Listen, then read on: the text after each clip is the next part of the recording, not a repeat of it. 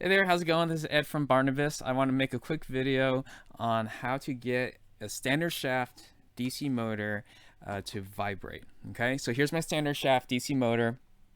I have pre-soldered wires on here onto the motor leads just for easy connection, and I have my handy-dandy AA battery holder with the matching connectors. Okay, so but yours could just be the standard copper leads here. Okay, this is just for convenience for me. All right, so then I'm gonna plug it in.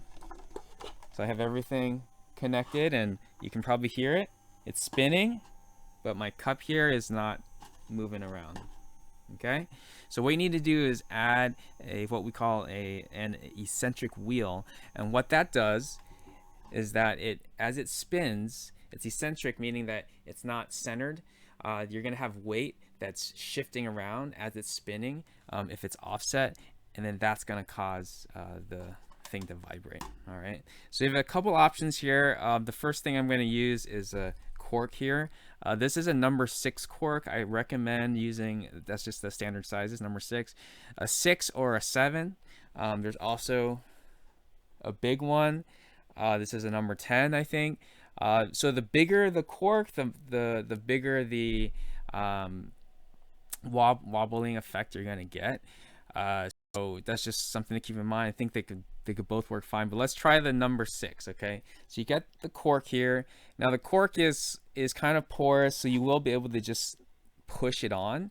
Now if you're working with a 5-year-old, it might be harder to push it on. So a couple options. You could put these on ahead of time if you wanted to do that, or you could also pre-drill a hole, the small drill bit, so that it slides on. Now, one kind of tidbit here is in the past I've done these scribble workshops with the standard motor. And what's cool is that if you give them something like the cork and teach them about the eccentric wheel, it's an opportunity to teach them some physics. A little demonstration is that, if everyone stand up and spin around in a circle, and so everyone will do that, and they might wobble a little bit. But if you try to do it on one foot, then your weight's kind of going to be shifting while you're spinning a circle, and you'll wobble a lot more. So you could teach them about that effect and what we're doing, and then adding on this counterweight, so they can see that what happened to their body is going to happen to their robot. Okay, that's just a little tidbit. Okay, back to this thing. So we take our cork, and then we're going to stick it on, and we want it offset. So in the center, you're going to get some wobble effect because you see that we have this shape here where there's more weight on this side versus that side. You can see the mass of it is just bigger on this side. But to get even more effect, let's do it offset. Okay, so something like that. All right, so then what I'm going to do is, it's kind of good to find the spot on the cork that kind of already has like a crater, because the corks will look like a moon. So let's find a spot where it already has like a crater here. Like this is a nice crater, so that will probably help me get it in there. Okay. All right, and then let's see. Another thing to watch out is that these, because you put a counterweight on here, as it spins, this might hit the top of the cup here. Let's try. Oh, it's gonna hit the cup there, so that's not gonna work. The probably easier thing is to take your motor and just move it up. So as you build it, then it's good to make sure you have the motor as high as possible, so that your counterweight does not hit the top of the cup. And then now let's try.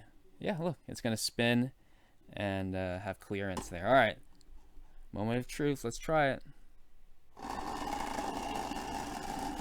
And we have wobbling.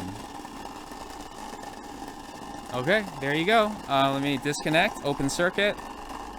Okay, I'm curious. Let's see what happens if we use the number 10 size. So again, I'm gonna look at it and then just find like a little crater area. This one's nice.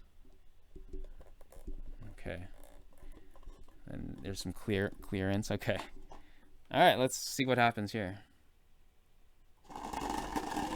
Okay, you can see that it's just totally going crazy with the number 10, so that might even be too much for me. Right? So that's why I recommend probably a number 6 or a 7. But you could go 10 if you want to have fun with it, or maybe even in workshop you have different size corks just for fun, and they can even learn even more about physics, learning that the more weight that you throw around is going to cause even more vibration. Okay, just a quick video there. If you have any questions, feel free to comment or let me know. Okay, bye for now.